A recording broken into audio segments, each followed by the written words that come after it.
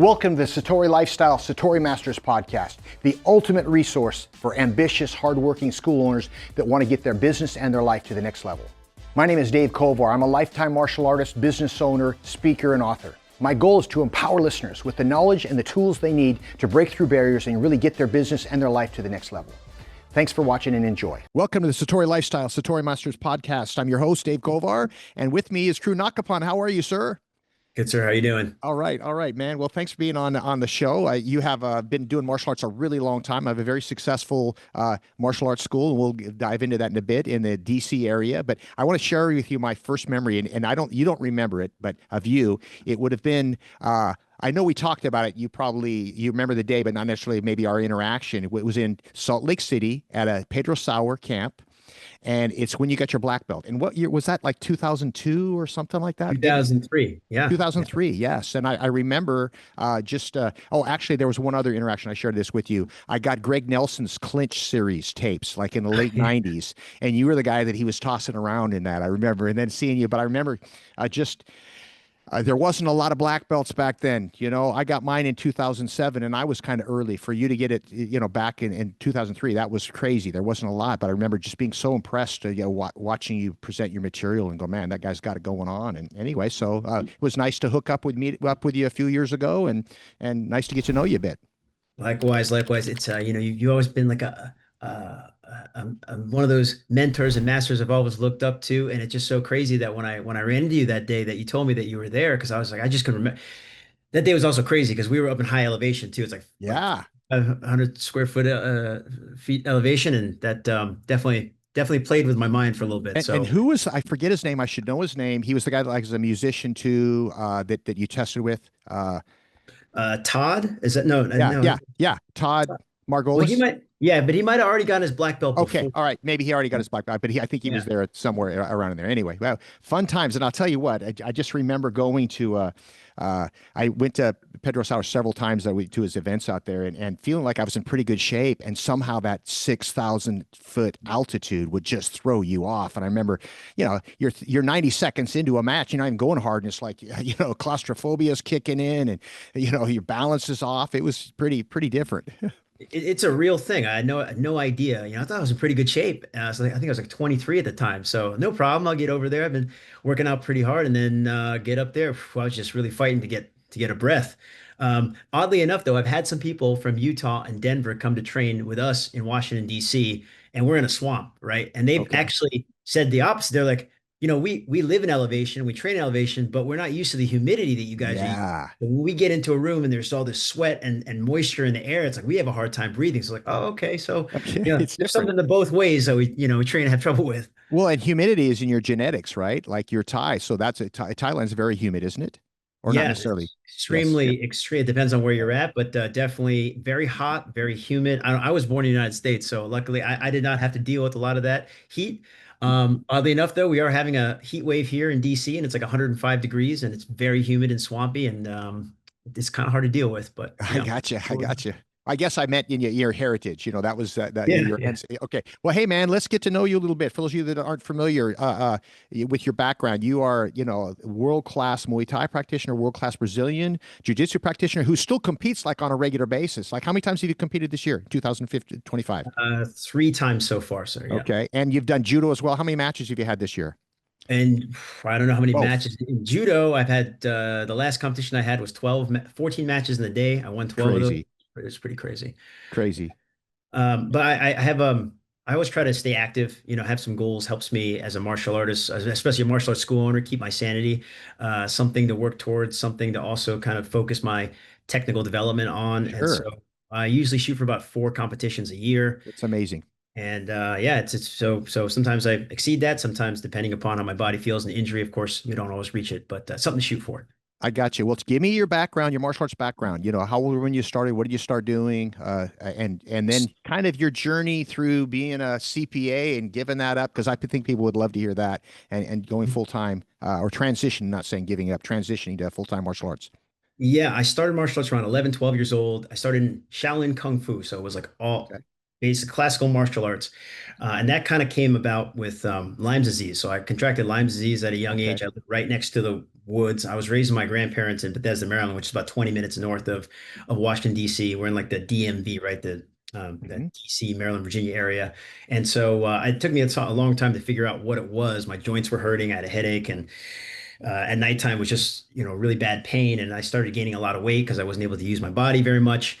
At one point, I wasn't able to walk because I Oh had a man. spinal tap that kind of went bad. They were trying to figure out why I was experiencing all these symptoms. And so I was watching all these Bruce Lee movies, It's like also B movies. Back then, people don't know. It's not Netflix. You have to actually go to the movie, go to the rental Yep. store and get the movie and bring it in and watch it. So I got a lot of Right. different B movies that I was watching. And I said, when I'm able to get over this, I'm gonna make better use of my time because really I was a couch potato. I was really out of shape. I was just playing video games most of the time, getting picked on, had a bunch of bullies, of course, because when you look different, got a funny name, and you're really overweight, then those are the people that people really want to pick on you, right?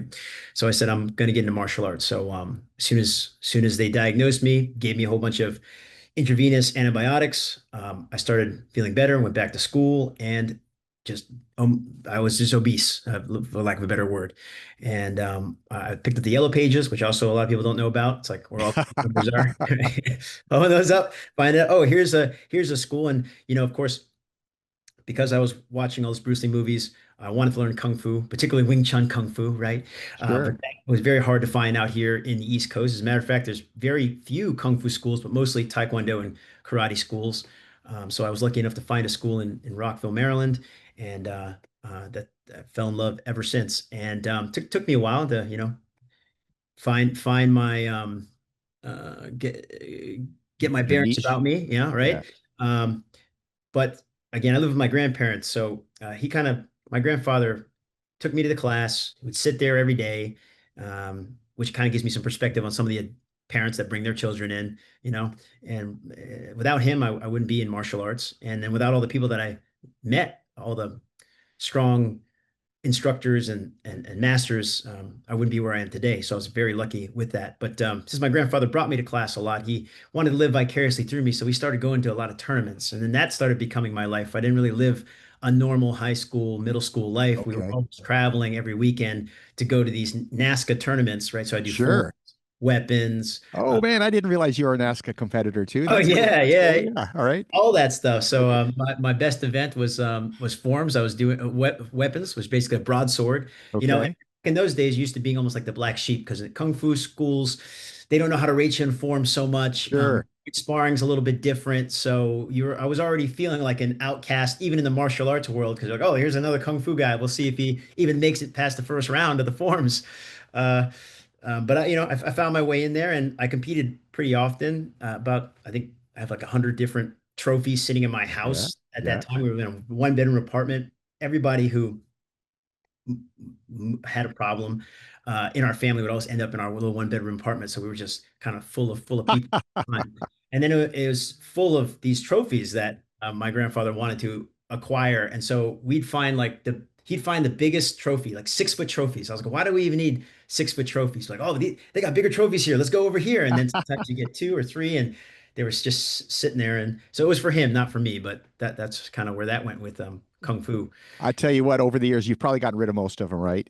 I did. Because I did. I've I had didn't it. want to, but A lot of them, you move from one place to another, they break because they're cheap plastic most of the time. And then what I did is I ended up having inter-school tournaments a million years ago, and I would give out yeah, my old trophy. I've got two left, and but like that I've kept held on to, like, but everything else is just yeah. kind of over the years let it go. But they were, and that's what's cool about. I think you see more karate tournaments doing medals now versus trophies because it makes so much more sense, to do that just for the obvious reasons. Okay, so you're a teenager, you're doing kung fu, you're in the NASCA circuit. When did you transition towards Muay Thai Jiu Jitsu? How did that transition happen? My grandfather was he was a Muay Thai commentator for a while before he immigrated here in the United States, and he ran the Channel 7 TV, like most of the sporting production.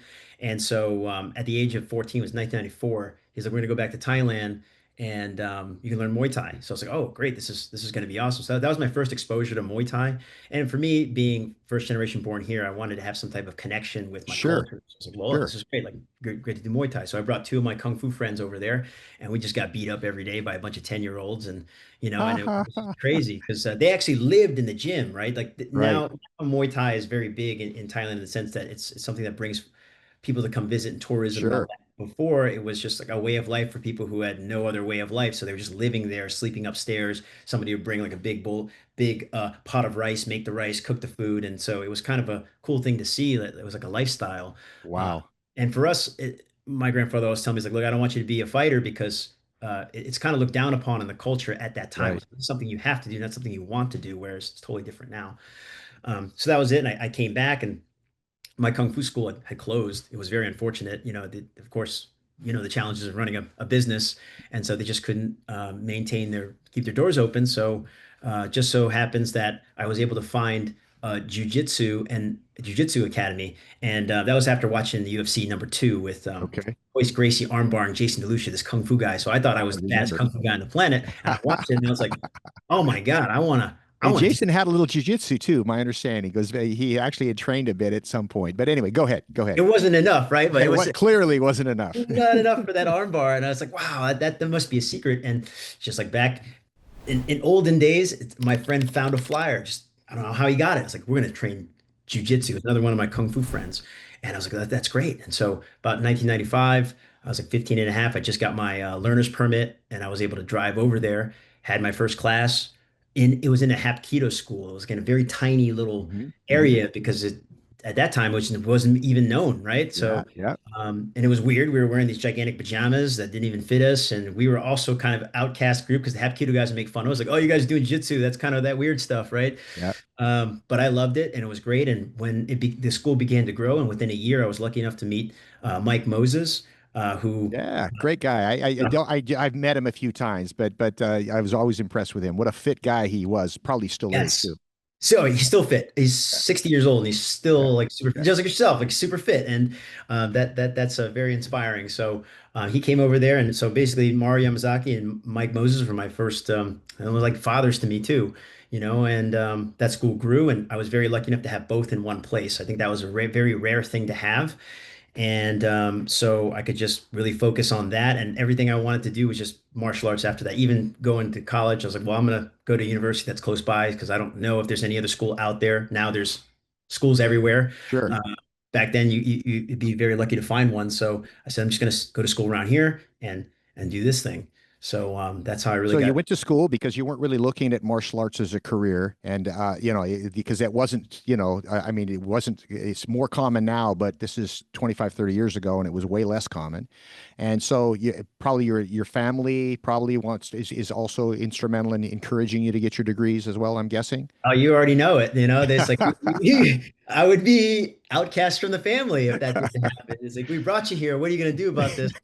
You got to live the American dream. You got to get a degree, go get married, get a house, have some kids. Like that's your whole thing. That's what we want for you. And I couldn't tell my grandfather at the time. He was encouraging me in martial arts, that I was fighting MMA, which is what I wanted to do, right? So get a black eye. He's like, oh yeah, I just got in practice or whatever. So I never told him about any of that. But that's really what I wanted to do until I realized there just wasn't really any money in it. And I didn't do it for the money. I really wanted to just test my skill. And of course, fighting during those days, it's like and we emptied out this barn and now we're gonna put a ring in it. And so come on by, we're gonna have 20 fights. And so they were kind of Pretty sketchy, no blood yeah, work. Yeah, yeah, who knows who the ref's going to be? Yeah, the rules are going to be. Yeah, I got it. I remember though the early days of MMA matches. It was pretty bizarre. It was definitely the Wild West, without it's a like a doubt. fight club, Yeah. underground type of thing. I fought my fourth MMA fight in a gi against a Wing Chun guy. They were like, hey, you should wear a gi. It represents jiu-jitsu and get in there. So, oh, great. So it was just weird times, but I loved it. And that's when, about 22, 23, I took some beatings too. Okay. In that time, there was a couple times where I'm sure I've lost a pretty good amount of brain cells, but I won't miss them because I just don't remember anyway. So but since I got hit enough to realize I was like, I don't know if there's a future in this for me. Um, there's no really no money in it. UFC hadn't really taken off yet. It was just Right. about just about to be the Ultimate Fighter was about to happen, and that was really going to propel UFC marketing But into nobody knew that then. Nobody knew nobody that. knew. Yeah, Yeah. yeah. Yeah, and it was only when I committed to, all right, I'm going to work a real job, which is use my accounting degree, which is something I just went to school. As long as I went to school, my parents would never know, right, Right. about what's going on. So as long as I go to school, maintain my scholarship that I had, and so then it was a plan B. So I fell back and did accounting. But I always try to find businesses where, it's a small business where I could learn how to run a business. That was my whole idea too, Okay. is Okay. I need to have somebody to help me in that. And so I always had good mentors coming up. I work very closely with the CEO of different companies. And we're talking about like 5, 6 person companies. And every time I actually had to move, then I would try to work closely with somebody who knew more than me, obviously. But Very I was cool. very, very lucky to I was in a government contracting company, and another way of martial arts that helped me was I trained the CEO's son. And CEO came in, talked all this. I have a huge multi-million-dollar business, this and that. Kid, one day, like if you ever need a job, you can come see me. I don't think he was serious about it, but then I was like, you know what? You I'm just gonna showed go up. visit him. I showed up, and he's like, I don't know what you can do. I was like, how did you told me to show up? So I did, and that's how I got my first job. And so I was still teaching martial arts at the time and going to class, but it was kind of after hours, right after work, 5 p.m. So working that 9 to 5 for a pretty long time, and always just I got a sidetrack for one thing. You talked about you going to college. As long as you're doing that, your parents didn't bother. Is that I went to college. I'm actually like a 7 year junior college dropout. I'm hardly exaggerating. I would start the semester with 12 units because my parents would pay for my car insurance if I was enrolled in college. By the way, I already had my own school, but it wasn't considered a career then. And I would start the semester with 12 units, and I'd end with I ended with like a weight training and archery, and then next that was yeah. went on for anyway. Anyway, finally, the realization was this isn't working for me. So I was able to. By that time, the school was thriving, and my folks were fine with it. But anyway, so go ahead. So now you're working for this gentleman. You've Yeah. got a job. You're still teaching part time, and you're an accountant full time.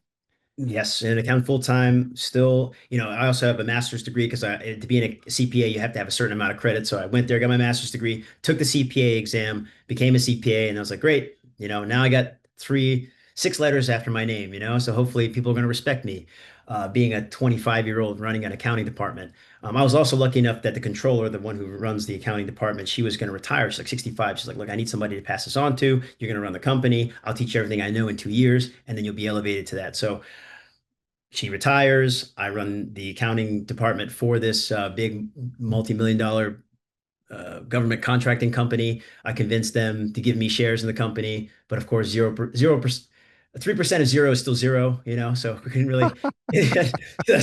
But I got a company car. I convinced them to get BMWs, and so that's how I got my first BMW. Learned how to drive manual off the lot, just like kind of stalling on and off the Off the lot. lot, off the lot. Yeah. You bought it. You'd never driven one before. That's how you Never got home. drove manual before. I was just like, I'm gonna drive this car off the lot, and it's That's gonna how you keep your car from being stolen. Make sure it's a manual because most thieves don't know how to drive a stick, right? yeah, love it. I love manual car.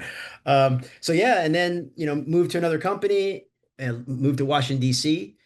And I was still driving outside D.C. to go train with my then instructor Professor Leo Dalla. And during that time between, martial arts took a little bit of a backseat. I was training every day, but it was in different places. I was doing some boxing, maybe go to a judo club or something like that. I always loved martial arts, but really just trying to focus on how to run my own business, how to be a Okay. business owner. So I opened like 5 or 6 different businesses in the course of I had my own government contracting company. I had a tax firm at one point. I had a window tint company. It was weird with a bunch of friends. We also had like the first carputer that we had developed back in the late 90s, but we found out it was patented by Microsoft, so that wasn't Oh, going to take us anywhere. But we had a cool okay. and a cool software, just basically trying to how can I make millions of Sure. dollars and not be in this office anymore because it was killing me. And that was I didn't realize what my motivation was, and then I later realized that I'm just not cut out for this work. Sitting and sometimes it's longer than 9 to 5. I could be there, 12 hours a day and just Sure. sitting in front of a computer screen, crunching some numbers, dealing with other people's money problems that weren't my own, and people that would just get upset at me if something wasn't right. And I needed something else. And so my professor, Leo Dalla, he was just like, hey, listen, you ever consider opening up your own school? Because you come to me you drive 45 minutes to an hour to come see me, and you got to drive back. Is this something you ever want to do? And of course, in martial arts, like during that time, I had dealt with a lot of fallouts, and schisms, and separations of between people that I respected and the drama, and I just didn't want to be involved in that. So in my mind, it was never an option to Okay. do that. But he said, like he's the godfather of jiu-jitsu in the DMV area. So he's like, he speaks with a raspy voice, like, knock, don't worry. If you have a problem, you can call me. And I was just like, okay, Okay. it's something. So I drove around with him. He was trying to find a second location, and he was driving around with me and just imparting some wisdom. And so I was like, I'm going to give this a try. So I opened a school in Washington, D.C., out in Columbia Heights. It was a very, what would you say, in transition area, like Okay. where the have meet the have-nots. Okay. And but it's improved a lot. We still deal with a lot of tension in the area, but we do what we can to kind of do our part in the community. We've been there for 15 years now, so we've grown from I rented a small piece of a charter school, maybe about like 800 square feet. There was a multi-purpose room. I would have classes 3 days a week where I would run from my current job all the way down to the school that I was opening. And I did that for 6 months. And I gave my boss, who ran his company, enough notice. I said, look, I'm looking to open my own business. I know that's not what you want to hear, and I know you want me to be focused here, but I'll give you 6 weeks. And I don't want to be I kind of want to be on my own before I'm 30 years old. 6 weeks turned into 6 months because they needed me. So I tried to help out as much as I can, but I still was able to meet my goal, which is being self-sufficient before I was 30 years old in my own business and making my own money. And so that kind of grew from, 10 people to 30 people to 60 people. And that allowed us to kind of look at our next location, which was in a church, which wasn't really above board in terms of regulation. But I had the blessing from the pastor, and also All he right. with a council member who said, don't worry, I'll give you my blessing. So, I'm always grateful for the people that help us out. So we moved out to this church, which was later condemned because the building was in terrible shape. And there's a lot of crazy stories around that as well that I probably don't have time to tell you. We had an AA group that was meeting in there. They were rowdy, and it was kind of insane. And I got you. yeah, we had a boiler that you had to turn on for heat in And the did you area. have to roll the mats out, or were they puzzle mats that you drop out before class, or did you have a fully committed space? We had a fully committed space in Okay. our second spot, but our Okay. first spot I had to go, and I bought the big tatami, so that was even worse. You can roll it out. You had to like lift them up and then put them Yeah. down and kind of like Yeah. puzzle them together. Yeah. So that Yes. was bad. I had to take out my inventory, which was like in a big chest, and like open it up and be like, "You want to buy my stuff?" Yeah. So there's a lot of that going on, but finally we got our own spot. Again, a condemned building that really, we were charging like $200 a month in what could be a building that would be shut down any one moment. But people thought that, the services that we provided were of value. So we were able to operate out of there for about 3 to 4 years. Then a lot of friction with the Methodist conference. They wanted us out, and they were going to do something with the building, but really they didn't understand that we were the greatest stewards that they ever had, because we were kind of the defense between the vagrants and the building that they were trying to like invade essentially. So we ended up signing a lease a little further downtown in this place called U Street Corridor, which is like a African American Civil War historic area, where kind of, I don't know how familiar you are with DC, but DuPont Circle meets Adams Morgan. So it's kind of like the hustle and bustling area, Okay. kind of Okay. nightlife, which was very expensive. It was about $30,000 a month was our rent. Oh, Crushing, oh, crushing oh, rent. $30,000 a month. $30,000 a month. Oh Now, my you goodness. know, Yes. Yes. here's that. Yeah, I was also part of I had another kind of venture with another martial arts person in the community that will remain nameless at this I, point. But I I had, got it. I had that as well, and that was so my school was basically a marketing piece. So it didn't really matter if it was full or not. But my relationship with him kind of went really sour, and then I realized I was like, I have $30,000 a month I have to pay, and my focus was not the school to really fill the school, but now it has to be the only focus. So we were hustling and really had to figure out, all the different systems and make a lot of mistakes along the way. And 15 years later, here we are. We've made it through COVID. We re-signed the lease, and we're here for at least another, 8 to 9 And years. tell us, because you got a pretty unique setup. So, tell me, you've got you teach Muay Thai and Jiu Jitsu at your Yep. school, and you're I want to say 600 members. We are, yeah, 600, at the count, 635. That was Oh, of last incredible, week. incredible, Trying incredible. to, our goal is to get to 750. That was, of course, the other one of those ascend meetings that were very important to us. You're like, we're trying to increase grow the pie so people can have bigger slices. You're like, what is your number? And so we worked that out. And I think we've settled at about 750. We've talked with the team, and the team agrees that this is something that we can do before we consider expanding in other areas. We're kind of top heavy in terms of adults in the area. That may be part of the because it's demographics. But about 80 to 85% are working adults above It's the incredible. It's 18, and incredible. about Yeah. 15 to 20 will be kids under 16 years old, which gives us a lot of potential in terms of room Yes. for growth, right? We really want to make it like 50-50 in terms of how many people. Without losing your adult population. That's the issue, right? You want to be 50-50, but you don't, not because you drop 200 adult members to get 200 kids. It's like in addition to, yeah, yeah, that's That's right. Yeah, it's kind of a fight for a time slot right now, but we're making do with what we got. We're open 7 days a week, mostly because our rent's expensive, and we have to give a lot of people different opportunities and times for them to fulfill their duties. So 7 days a week, come on anytime. At one point we wanted to be 24 hours, but that was just way too much of a headache. So we settled with 6 in the morning to 10 p.m. pretty much 5 days a week, and then open on the weekends for so half a day. earliest you have a 6 a.m. class most days. 6 a.m. class. Yeah, yeah, Is and it that's alternate jujitsu one day, Muay Thai the next, or how does that work out? We have Muay Thai every day. That's one of our bigger programs. I'd say about 55% of the program is Muay Thai in the sense of like students participating in that. So Muay Thai, so 6 a.m. every day, Monday through Thursday. And it's anywhere between 10 to 20 people. It's the same Sure. group. What we find in the early morning, it's always the same solid group of people and they want to get it done. And so it works for them. In Jiu-Jitsu, we have 2 days a week, Tuesday and Thursday. That starts around 7 o'clock. Okay. And then again, it's always the same group of people. So we are always trying to figure out how can we, bring more people in the fold. We know that once they've kind of been assimilated into that early morning community, that they stay there.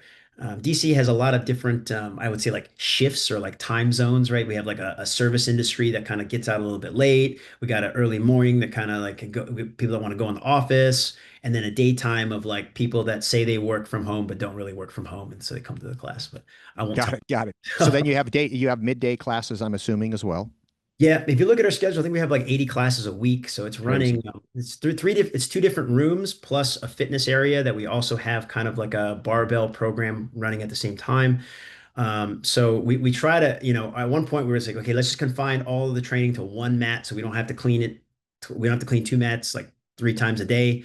But now it just so happens that, we do have some overlap with times.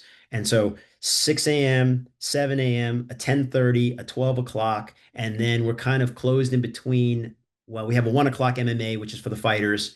So between 2 and 3:30, we have a cleaning crew comes in, clean it up so that by 4 o'clock, we can have our first kids intro classes. And that goes all the way up to about 6:30. And then 6:30 on to about 9:30, 10 o'clock.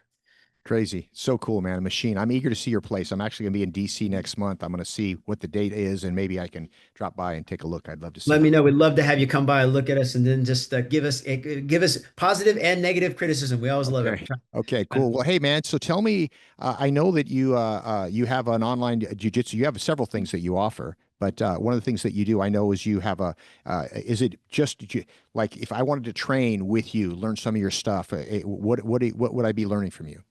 Well, I have a couple things. One thing is I have a foot sweeps course, which everybody loves Okay. foot sweeps, right? It's just a beautiful bump. I have a beginner Muay Thai curriculum and a beginner Jiu-Jitsu curriculum that's also online, and then a couple of things to help business owners kind of get deal with some of their systems, particularly Outstanding. in the Jiu-Jitsu community. So a lot of the problems that we have, I try Very to cool. things that I How would I solve there. how would someone get a hold of you? What's the Um, easiest way to get a hold of you? You can go to my personal website, nakapanmma.com. That has all of my personal things there in terms of courses and ways to get in touch with me.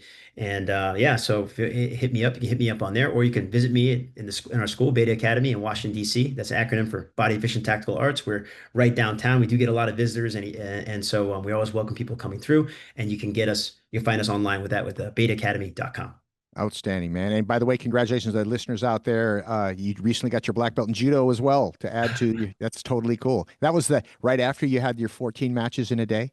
Yes, sir. Yes, sir. That was the deal that I made with the sensei. He said, no, he made it to me. He's like, "Look, if you win this tournament, I'll give you a black belt." I said, done. So I'll get in there. This is all, of course, my on my road to Kudo. I'm studying Kudo now. Are you So really? Yeah, Yes, that's yeah. cool stuff, man. Really They cool. have they have something called the businessman class. So it's the 45 and up division that you can fight in. And Uh, so my goal is yeah, to that's do not that. even fair. You're totally sandbagging. You can't be going.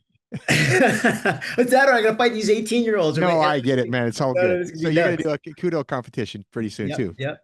You can kick, you can punch, you can headbutt, you can do all the stuff. You can take people down and submit Yeah, them. they And have those glass bogu masks, right, that you wear. Those are pretty cool, man. Yeah, it's yeah. very cool. You can only get them to the organization. They hold that technology very tight, and I think that's what's really cool about it. It's Japanese MMA and a gi, and so you And you know, get like 30 seconds on the ground or something, right? It's a twice. limited amount of time. Twice. It's one 3-minute round. You can punch, kick, headbutt, uh, clinch. Clinch has to be 10 seconds at a time, and you have to make the throw happen, or they're going to disconnect you. And then if you go to the ground, you have 30 seconds to submit, but you can also ground and pound. So there's also that aspect of it too. But they're trying to keep it as close to fighting as possible. And they say, look, you got to get up on your feet. Like that's the goal. You can't be on the ground the whole time. So when you're on the ground, you have 30 seconds to submit them, or we're going to stand you up. And there's a Okay. whole kind of point system as well. What's crazy about it is they do it's called physical index. So it's not necessarily by weight, it's by physical index, so just height and then weight.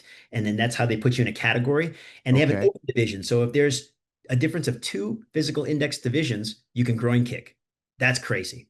But but but what they said was like, look, there's kind of a gentleman's agreement on this that you don't do it, but if you do it, we're not going to say anything about it.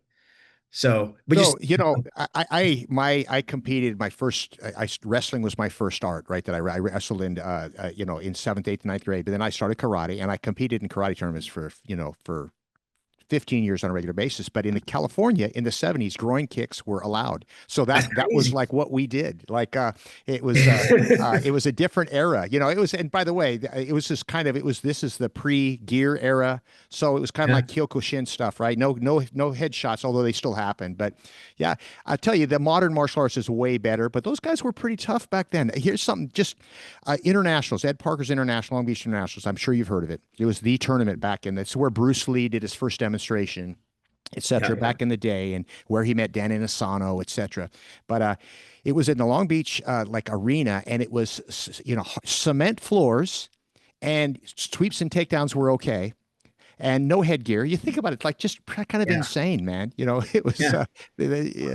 I saw somehow some fights back in the day in the 70s, and they were soccer kicking people on the ground. Like that, that's also kind of three crazy. seconds, 3 seconds on the ground. If you took them down 3 seconds on the ground, and nobody knew any grappling, so you weren't submit people. You were just hitting. Yeah, it was uh, Those interesting are time. exciting days. Exciting day. Not I don't necessarily want to be in those days, but I long and I'm nostalgic for a time where it's like freedom in martial art, and that's why Yeah. that's what draws me to Kudo right now. It's a lot of people doing jiu-jitsu, and I think that's great. And I have a certain opinion about, the direction it's going. And there's good things about it and bad things about it, but I keep it rooted in combat, right? So that's kind of what draws me to it. I'm not coming out of retirement and fight MMA. I don't need to get my head Okay. kicked in, but I do want a challenge where I can strike and do it against people that are similarly skilled, and so that's kind of what that's the motivation for it. I love it, man. I love it. All right. Well, I appreciate you being on the show with me, and we'll talk soon. And here, one last thing.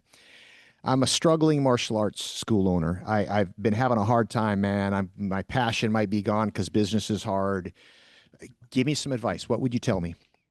I think you got to reconnect with that passion. It's like if it's a drudgery every day, you don't want to be there, and this business, the industry or the art, I mean, it's like ebbs and flows. You love it and you don't love it. And you got to kind of reconnect with why you fell in love with it to begin with. And I think that will help you get through a lot of the challenges that you're going to encounter, right? Because you never know what's going to happen. I think every person who opens a school has got different things that they run into. And I think that's also what the advantage is of being part of an organization with you, Hanshi, is that, we all bring this experience together. And when there are times where we have doubts and, man, this is something that I really want to do, or should I keep on doing this? That's where the power of the group comes in too. Yeah. And we help each other out. So, Great um, advice. Great advice. And just to kind of remind people, because we forget, man, where can you go where you make a living, supporting your family, doing something you love, okay, impacting the community on a positive basis, and there's no stress and it's easy?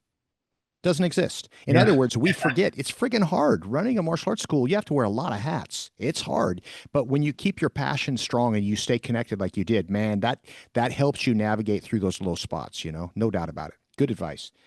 All right, sir, you have an incredibly great day, and I'll talk to you soon. Thanks for being on the show. You too, sir. Thank you. It was a pleasure and an honor. Take care, okay? Louis. Thank you for tuning in today to our podcast. I hope you found it valuable and inspirational.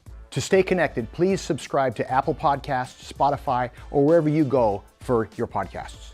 If you enjoyed today's show, please give us a 5-star review. And we really sincerely would appreciate some feedback. Your feedback helps us to create high quality content that will help others in the future. If you'd like to follow me, you can go to Dave Kovar on Facebook or Haunchy Dave Kovar on Instagram. Thank you so much for watching, and I'll see you on next episode.